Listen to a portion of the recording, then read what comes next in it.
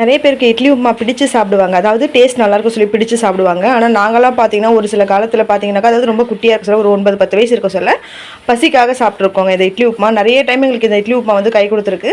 அப்பா வந்து சின்ன பொழுதிலேயே இறந்துட்டாருன்றதுனால, அம்மா வந்து வீட்டு வேலை தான் செஞ்சு எங்களுக்கு எல்லாமே பண்ணாங்க. படிக்க வைக்கிறது, எல்லாமே எந்த ஒரு நாள் கிழமையா தான் துணி எடுத்து குடுக்குறது, சாப்பிடுறது எல்லாமே அந்த வர வருமானத்தில தான். சம்பளம் பார்த்தீங்கன்னா, நான் சொல்றது எப்பன்னு பார்த்தீங்கன்னாக்கா,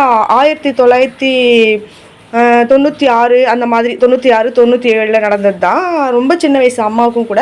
அப்ப வீட்டு வேலை செஞ்சு தான் எங்கள எல்லாருமே வளர்த்தது கூட. அப்ப பார்த்தீங்கன்னாக்கா, ஒரு 150லேருந்து 300 வரைக்கும் தான் வீட்டு வேலைக்கு சம்பளம். இப்ப வந்து பார்த்தீங்கன்னா 2000, 3000 ஆயிடுச்சு. இப்ப நம்ம காலகட்டத்துக்கு. அப்ப பார்த்தீங்கன்னா அந்த சம்பளம் தான். அத வச்சு தான் எல்லாமே பண்ணுவாங்க எங்களுக்கு. அப்ப பார்த்தீங்கன்னா, வேலை செய்ற வீட்லலாம் பார்த்தீங்கன்னாக்கா, நம்மளுக்கு வந்து அவங்க நைட்டுக்கு செஞ்சு சாப்பிட்ட டிஃபன்லாம் இருக்கும் இல்லைங்களா? அத தான் ஃப்ரிட்ஜில எடுத்து வச்சுட்டு மறுநாள் நம்மளுக்கு குடுப்பாங்க. அதாவது வேலை செய்ய போறதுக்கு முன்னாடி எடுத்து வெளிய வச்சுருவாங்க. வேலை செஞ்சுட்டு வர சொல்ல நம்மளுக்கு குடுப்பாங்க. அவங்களுக்கு அது பழசா இருக்கலாங்க. ஆனா அதுதான் எங்களுக்கு வந்து பார்த்தீங்கன்னாக்கா, காலையில சாப்பாட்டுக்கும் சரி, மதியத்துக்கும் சரி, எங்களுக்கு புதிய சாப்பாடு மாதிரி. அவங்க எடுத்து வச்ச எல்லாமே பார்த்தீங்கன்னாக்கா, நாங்க மறுநாளைக்கு சாப்பிடுவோம். இட்லி கூட பரவாயில்லங்க. வறண்டு போன தோசை, நைட்டு செஞ்ச உப்புமாலாம் குடுப்பாங்க. அவங்க வீட்ல வளர்க்குற பெட்டுக்கு கூட அத போட மாட்டாங்க கண்டிப்பா. ஆனா வீட்டு வேலை செய்றவங்களுக்கு அத குடுத்து விடுவாங்க. இதெல்லாம் என்னோட லைஃப்ல நெறைய நாங்க பார்த்துருக்கோம். ரொம்பவே கஷ்டப்பட்டுருக்கோம். அதெல்லாம் மீண்டு தாங்க இன்னைக்கு நம்ம நல்லா இருக்கோம். நல்லா இருக்க காரணமும் பார்த்தீங்கன்னா கடவுள் தான். ரொம்ப கஷ்டப்பட்டு தான் எங்கள வளர்த்தாங்க அம்மா. அவங்க அப்பலாம் வேலைக்கெல்லாம் போனதில்ல. அப்பா இருக்க சொல்ல, அப்பா இறந்த பிறகு தான் போனாங்க. ரொம்ப கஷ்டப்பட்டு எங்கள வளர்த்தாங்க.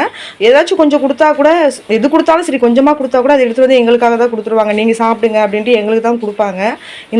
இந்த இட்லி உப்புமா பார்த்தீங்கன்னா, எத்தனையோ நாள் எங்களுக்கு பசி ஆத்திருக்கு. இது நெறைய பேருக்கு வந்து சாதாரணமா தெரியலாம். எங்களுக்கு இது பெரிய விஷயங்க ரொம்ப.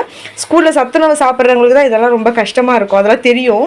வீட்டு சாப்பாடு எடுத்துன்னு சாப்பிடுறவங்களுக்கு அந்த அருமை தெரியாது சொல்லுவாங்க இல்லைங்களா? அது போல தான் எங்களுக்கு. நெறைய பேர் யோசிங்க கொஞ்சம். இட்லி ஓகே. ஆனா பழைய உப்புமா, பழைய தோசை, பழைய சாதம்லாம் எடுத்து வச்சு குடுக்க சொல்ல கொஞ்சம் யோசிங்களேன்.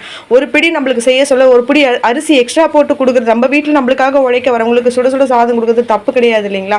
நான் சொல்றேன், உங்களுக்கு வேணும்னா நீங்க எடுத்துக்கோங்க. இல்லைன்னா அப்படியே விட்டுடுங்க. ஏன்னா நான்லாம் ரொம்ப கஷ்டப்பட்டுருக்கேன். இந்த இட்லி குடுத்தா தான் மறுநாளைக்கு உப்புமா செஞ்சு குடுப்பாங்க. இல்ல வந்து சுட சுட செஞ்சு குடுப்பாங்க. அந்த இட்லி பார்த்தீங்கன்னா, அப்படியே கல்லு மாதிரி இருக்கும். ஏன்னா அவங்க ஃப்ரிட்ஜில வச்சு தான் குடுப்பாங்க இல்லைங்களா? அத தான் தாளிச்சு குடுப்பாங்க. ஆனா எங்களுக்கு அது சுட சுட சாப்பிட சொல்ல, பசி ஆறுதே பரவாயில்லடா அப்பா, இன்னைக்கு ஒரு வேளை பசி ஆறுச்சுல அப்படின்ற மாரிலாம். ஏன்னா அப்பா இருக்க சொல்ல ரொம்ப சூப்பரா நல்லா இருந்துட்டோம். அப்பா போன பிறகு ரொம்பவே கஷ்டப்பட்டோம். அம்மா வீட்டு வேலைக்கு போனா தான் சாப்பாடுன்ற நிலைமைக்குலாம் நாங்க இருந்தோம்.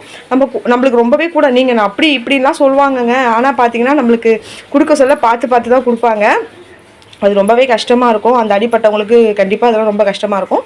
இட்லி உப்புமா எங்களுக்கு ரொம்பவே ஃபேவரட்டான ஒரு டிஷ்ஷுங்க. உங்களுக்குலாம் யாருக்கு இட்லி உப்புமா பிடிக்கும்னு சொல்லி கண்டிப்பா எனக்கு கமெண்ட் பண்ணுங்க. நான் இத ஃபேஸ் பண்ணியிருக்கேன். நீங்க இதில யார் ஃபேஸ் பண்ணியிருக்கீங்கன்னு சொல்லி எனக்கு கண்டிப்பா சொல்லுங்க.